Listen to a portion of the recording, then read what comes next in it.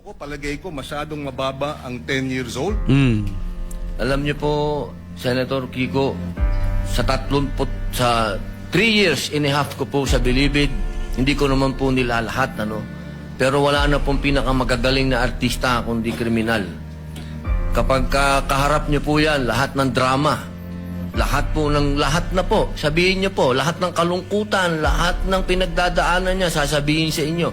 Pero pag talikod po ng nag-i-interview dyan, o halimbawa ng empleyado, yung sabihin gwardiya, o ng probation officer, pag talikod po nun, pagbalik nyo sa selda, bubuksan yung wallet niya, papakita sa iyo yung dyaryo, ito ang pinatay ko, pare. Ganyan po ang criminal mind. Hindi ko naman po inilalahat, pero pagka sinabi po natin kasi ng pananagutan, dapat nagbabayad ka ng kasalanan, hindi lang binasa sa iyo. Po akong nakitang hindi maganda po sa batas po na ginawa po ninyo. Sa umpisa pa lang po ng aking talumpati ay yan na po kagad. Sinabi ko po ay napakaganda. Yun lamang po sa usapin. Doon lamang po sa edad. At yun po talaga ang aming intensyon na bumaba po ito. Dahil sa nakita naman po natin, talagang yung mga nakakagawa po ng krimen ngayon ay nasa ganung edad na po. Huwag niyo pong isipin na ang aking amenda ay para guluhin o sirain ang honor ng batas po na yan. Hindi po. Ako po ay isang ayon dyan. Yung lamang pong provision na yun. Kailangan lang naman po talaga nating pag-aralang mabuti dahil sa ngayon po talaga aming ginagalang at mahal na Senador Kiko Pangilinan, iba po kasi ang pinanggagalingan natin. Kayo po ay magaling na abogado. Kayo po ay nasa, medyo ironic lang kasi kayo ang nasa posisyon ng akusado. Ako naman ang nasa posisyon ng biktima. Pero iisa lang po yung ating mithiin, proteksyon na ng mga bata. Bata. Opo. Pero yung mga nakagawa po ng mga heinous crime, hindi ko po talaga matatanggap na tatawagin nating mga bata itong mga ito. Tama po yan. At kaya nga nakalagay din sa batas, kung sila ay kumilos at magkaroon ng discernment at kumilos na parang mga tulad ng mga nasa hustong gulang na, from 18 to 15, dapat litisin bilang mga nasa hustong gulang na. At yung 15 and below naman, pagka serious offenses, pwede silang mandatory confinement for a period not less than 1 year. Ibig sabihin, sila ay involuntarily confined for a period 1 year? not less than 1 year. So hindi tama pag nagkasala ng rape, ng homicide, ang mga minor de edad na ang edad ay 15 and below, sinasabi ng batas, mandatory confinement of not less than 1 year. Pwedeng maging 2 years. Nang lugos? Pwedeng maging 3 years. 1 year? Depende sa magiging pasya ng hukom. Pero hindi tama na sabihin, pagka 15, 14, 13, 12, nag-rape, dapat pakawalan. Labag sa batas yun. Ngayon, nais ko rin ipaliwanag at ilagay sa records po natin. Narito si Senator Sherwin Gatchalian. Nung siya ay mayor, full implementation ng Juvenile Justice Welfare Law ang kanyang inimplementa. At naalala ko na 70%, if I remember right, nung mga nabigyan ng pangalawang pagkakataon dahil nagkasala na diversion program ay nanumbalik sa normal na buhay at nagkaroon na ng maayos na pamumuhay.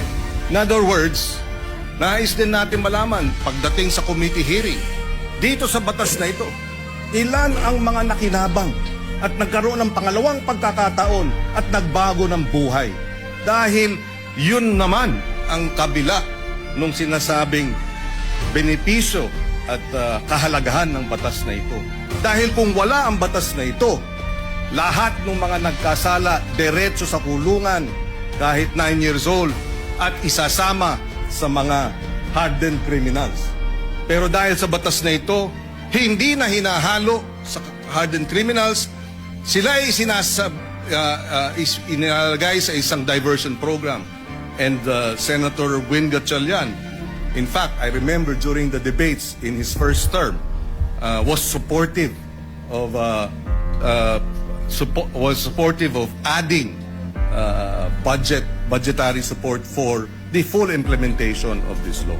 Kaya we welcome this opportunity to debate this dahil dalawa ang punto rito.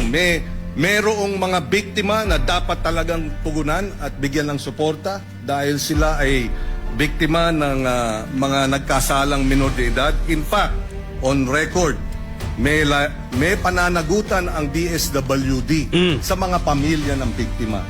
Nakalagay yan sa batas na kinakailangan bigyan ng assistance, counseling ng DSWD ang pamilya, kamag-anakan ng mga naging biktima ng karumal-dumal na krimen at iba pang mga kriminalidad na kilos ng mga minor de edad.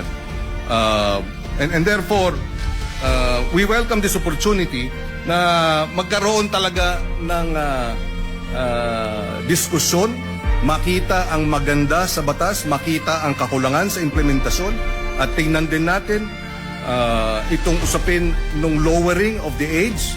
Ako, ang punto ko, palagay ko, masyadong mababa ang 10 years old.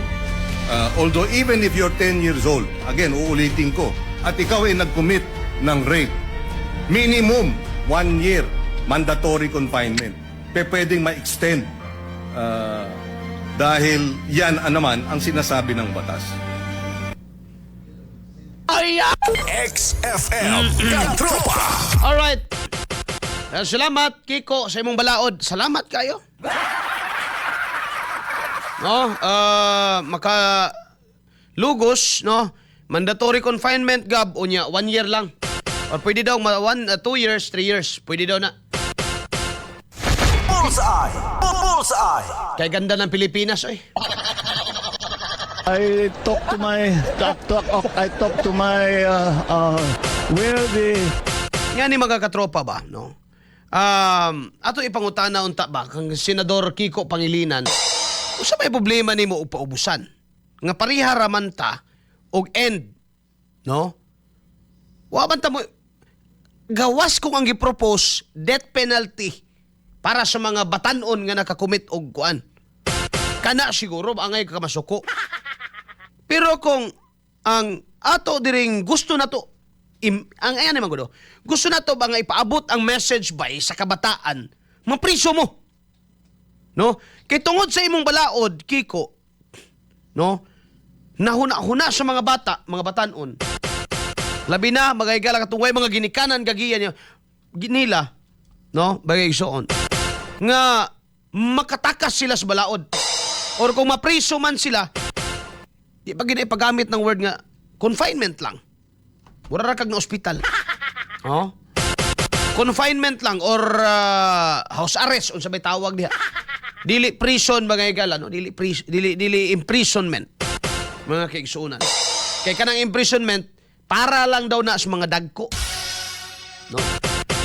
Dili man sad maayo mga igala nga itipon nato dito sa mga hamtong nga nakabuhat og krimen ang mga batan-on. Uyon man taan nga naay lahi nga facility mga igala para sa mga batan-on. But you have to treat them nga nakasala sila. No? Anyway, ang atong justice sa Pilipinas restorative man gyud, di ba? Mao man gyud natong gibarugan mga igala mao ganing wa tay death penalty kay restorative ta. Di ba? Nagtuo ta mga igala nga mabag-o ang tao. Yan na-apply mo na. Mawito na mga igalang sa mga bilibid sa mga city jail, prison facility, mga higala. Doon ay mga pastor, gasud, no? Doon ay mga imam, doon ay mga pari, ga ministry dia sa sulod mga higala. Kay ang tumong lagi restorative ang atong justice, pagbalik, paggawas nila mga higala. Kung nabayaran na nila ang gawas kung reklusyon perpetua ka kay habang buhay ka diha. No? Kung nabayaran na nimo imong pagkasala mga higala, ma-reintegrate ka. No, balik sa katilingban. no, para mawa tong stigma nga ex-convict ka. No, mawa na mga higala. Kay ma-reintegrate man ka, kay niagi man ka mga higala restorative process. Mao man jud na siya. Mga abogado man ka, attorney Kiko Pangilinan. No? Ang gusto nato diri, this is not merely a law, but a message mga higala ngadto sa tanan nga mga Pilipino. Ha? Mabata man ka mga higala matigulang. Nga kung makabuhat kang salaod, manubag ka mga katropa. Siyempre, pag-abot karon kung unsaon nimo magpanubag, pwede na mga higala nga olay mo ni para sa mga bata di nato itipon dito, but mga higala dapat ang treatment sa ilaha mga igsuon. Dili nang yun nga kung kay bisag ang mga presuhan ron imo man ang makatao mangyapon imong treatment ana. Ang treatment sa ilaha kanang tinuod nga na reforma. Ang problema magud ingani man gud ang problema, Kiko. Bisag mangutana ka sa tubaga pulis. Ngani di man nimo na sila pwede kung heinous crime na, pwede na nimo sila mga higala nga ma-hold pila ingon ni Kiko 1 year. Ang problema kini nang lungkab og piso wifi. No? I-appeal ba na sila pa-confine og 1 year? Dili man. Buhian man na after 24 hours? O di kaabot? Nangawat og manok. Ana. No? Mga tropa ni Rickmar. No? Domingo Rosilio, Maing Buntag, Dario Masyon, Armando Cabido, o Jing Pitopi, Alfredo Hicali from Australia. Good morning. Good morning. Si Altea Sintoy, si Bumpan. Good morning. Mayong buntag, Katropa Arel, watching from Tago, Mangkilam, Aguilar Compound, Purok Limoncito, Zone 2. Shout out diha, idol. May buntag ninyo diha, Altea Sintoy, si Bumpan. Good morning. And thank you. Thank you. Dexter Labajo Mediano, Epifanio Orayan, simple ra jud ang prinsipal sa komunista nga mao ang gi-implement sa mga leftists. Use democracy to destroy democracy. Exactly. Mao nang hangtod maka-benefit sila sa demokrasy ilang himuon.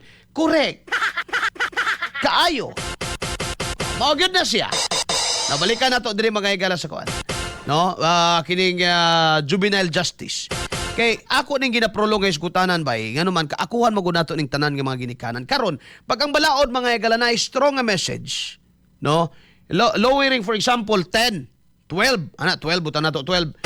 Pwede nato na maistorya mga higala, pabugatan nato ba, pabugatan nato. Ingani man gud anay tabo man gud ang mga pulis kikapoy. Aside from heinous crime, kining uban mga higala, mga frequent delinquent people or mga batanon nga, mga delinkwente kanunay, manglungkab og piso wifi, manglungkab og kining bendo carwash mga higala, no?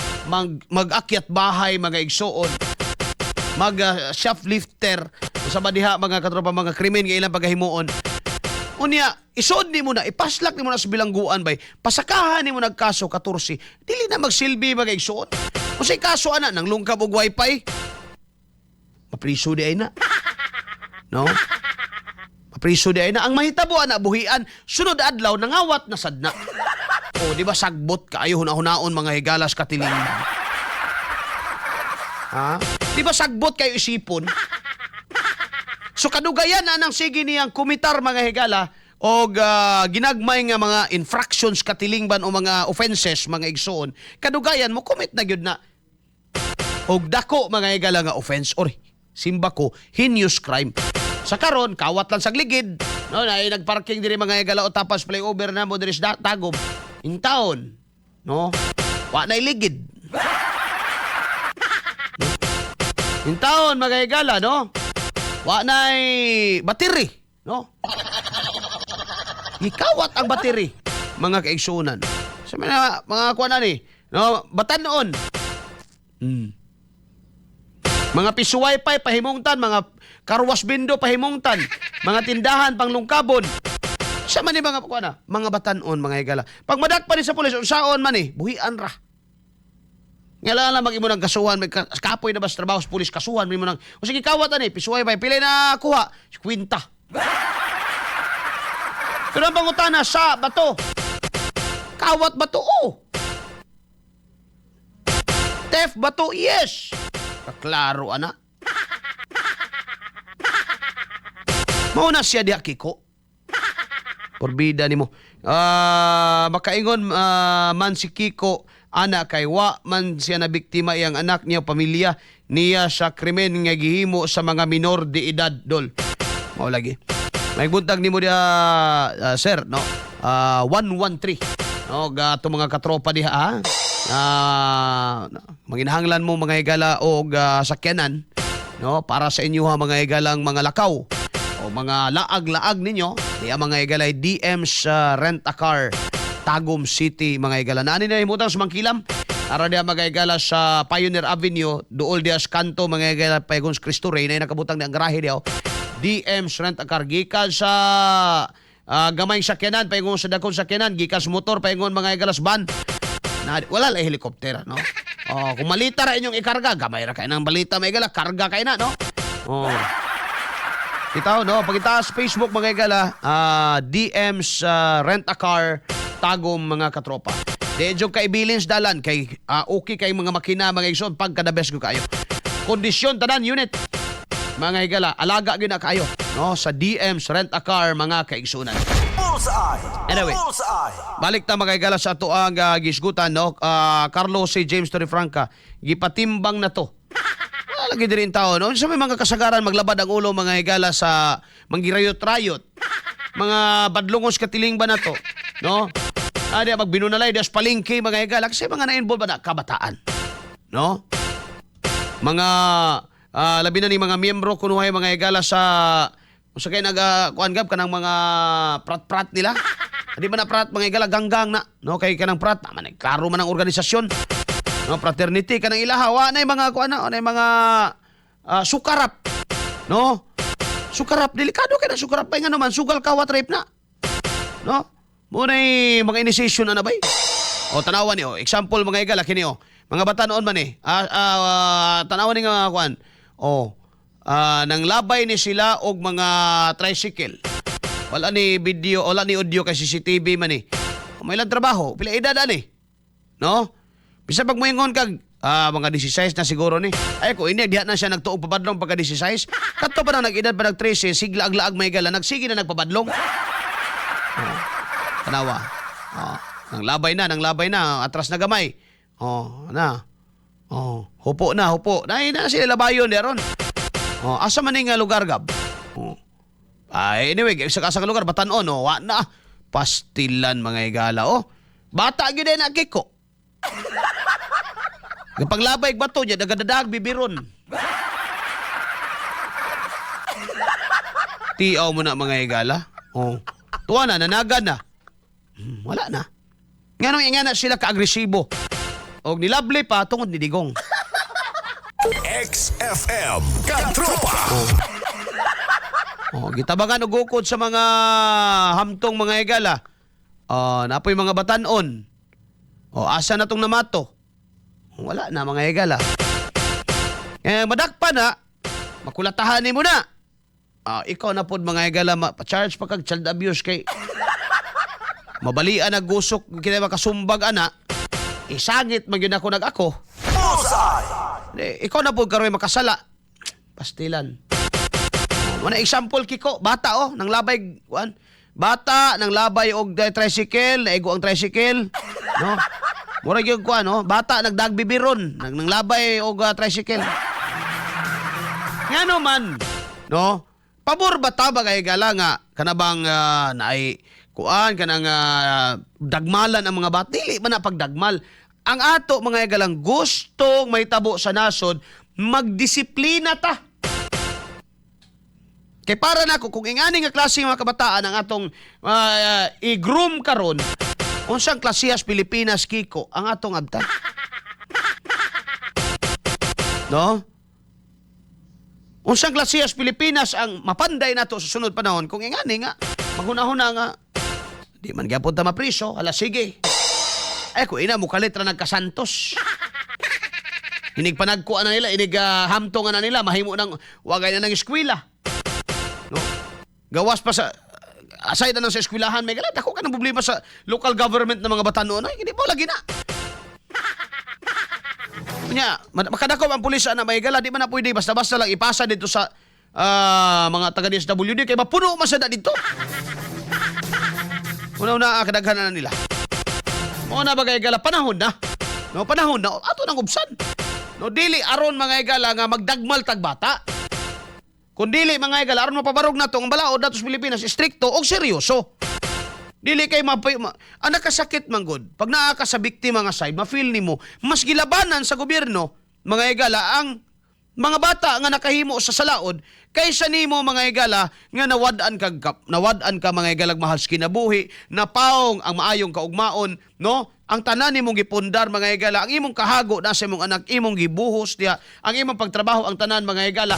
Nya among-amongon ra mga igalag mga mutaon maigsuon nga mga bulawit ug mga buhok nga mga bata.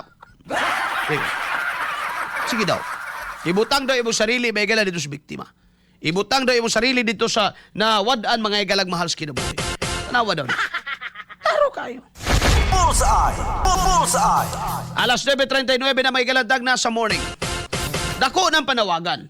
No, dako ginang panawagan mga igala. Magdisiplina ta. Problema karon, no? Di ka kabunal ana. Ug ako'y pulis ana. Lami na pambinggahan ko na. Pagreklamo ana, madaot pa ka, uniform personnel ka. No, may mga anak sad ka, maasa kay kuan. Wala na lang yun. Tama na yun ka sa lista. Oh, kaya nanalipod sa ka mga igala sa imuha pong kaugalingon nga hilabot ko ani mga bataan ni, may ako ni ba. Ako pa'y maipit ani, ako pa'y makuan ani. No? Muna dapat na to badungog ni BBM. No, dili kay naguol ko no siya kay mga bata nga nagiben na nakisabay di maguol. Giben naman na bagayson kisa kuy di maguol anang hitabuha. Maguol tang tanan anas Pilipinas bagayson. Asa man kang lugar ka, taga Bukidnon man ka, taga Malay-Balay man ka, mga igala taga Impasugong man ka, taga Tagum man ka, taga Davao del Norte ka, taga Mungkayo ka, taga Agusan ka. Maguol taanang tanan giben na siya BBM. Ang amo gipangitaon sa may solusyon makadungog man lamin ninyo nimo nga magbantay mo sa ako kamong mga kabataan. O kamong sigig pamadlong. Nabatay ba dungo ka na ka BBM dili kay buutan kuno kaayo nya disente. Disente man kuno ning administrasyon na disente pero nagakawatan sa aman mo ana. Kay ila man gyud ginadaot ang nakalabay nga administrasyon nga wa kuno mga modo, no? At least way kawat kaayo. Ini karon mga igala nga mga disente ko na mga mahadlokon pag Ginoo. Kadaghan na magkawat oy. Orbida. Alas 9:41 na may galandag na sa buntag. Bullseye.